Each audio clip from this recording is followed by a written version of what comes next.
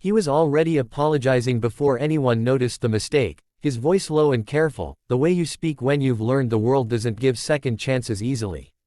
If you've ever felt small in a place that was supposed to make you feel important, stay with me until the end of this story, and if stories like this move you, don't forget to like the video and subscribe, because what happens next will change how you see kindness, power, and quiet strength forever.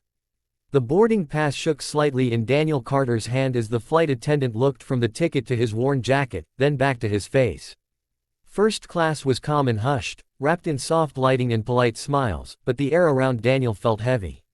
His 6-year-old daughter, Lily, sat beside him, feet not quite reaching the floor, hugging a small backpack like it was a life raft. She sensed the tension before she understood it.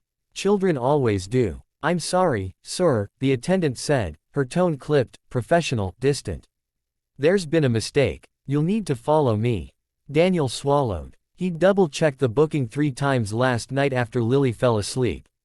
First class wasn't something he ever chose, but this flight mattered. It mattered more than pride, more than comfort. "I think it's correct," he said softly, handing over the ticket. "Seat 2A and 2B.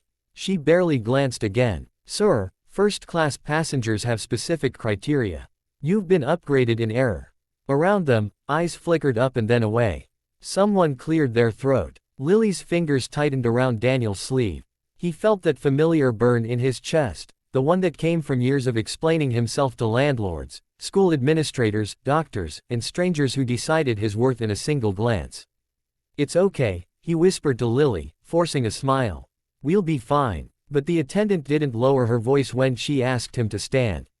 She didn't notice Lily's eyes filling with tears or the way Daniel's shoulders stiffened as if bracing for a blow. "Sir, you're holding up boarding." That was the moment. The one that made people lean in, pretending not to listen. The one where dignity teeters on a thread. Daniel stood, gently lifting Lily into his arms. "We're coming," he said, his voice steady despite the storm inside him. As they stepped into the aisle, Lily's backpack slipped and hit the floor. A small tag fell out, laminated and worn, with a simple drawing of a plane and the words, "For Daddy." "So you don't forget me." The attendant sighed impatiently. Another passenger reached down and handed it back to Lily, eyes soft with sympathy. Daniel nodded his thanks, his jaw tight. They were halfway down the aisle when a calm, firm voice spoke from behind them. "Excuse me." The attendant turned, irritation already on her face. "Sir, please remain seated." But the man had already stood. He was tall, gray at the temples, dressed simply but impeccably. His presence shifted the energy in the cabin like a sudden change in weather. "I believe you're making a serious error," he said. The attendant straightened. This passenger was upgraded by mistake. The man looked at Daniel, then at Lily, then back at the attendant. "That passenger is Dr. Daniel Carter." The name landed quietly, but it echoed.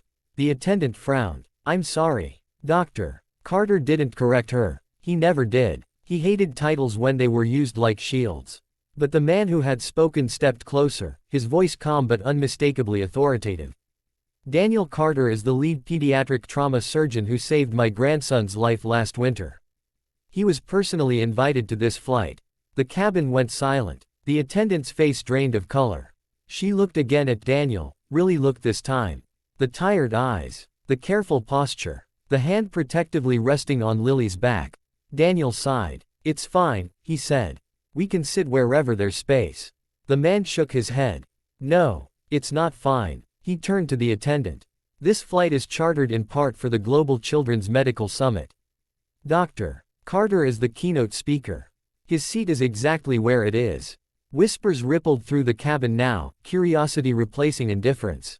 Phones lowered, heads turned. The attendant's hands trembled as she checked her tablet. Her breath caught. Everything the man said was true. Painfully true. I'm so sorry," she stammered. But the apology didn't stop there. She stepped forward, right there in the aisle, and dropped to her knees. Not in humiliation, but in something far rarer, recognition. "I judged you," she said, her voice breaking. "I saw your clothes, your bag, and I decided who you were. I'm so deeply sorry." Lily gasped softly. Daniel froze, unsure what to do. "Please," he said gently, reaching out. "You don't have to." I do, she said, looking up at him, tears in her eyes. Because people like me make the world heavier for people like you. And for children like her.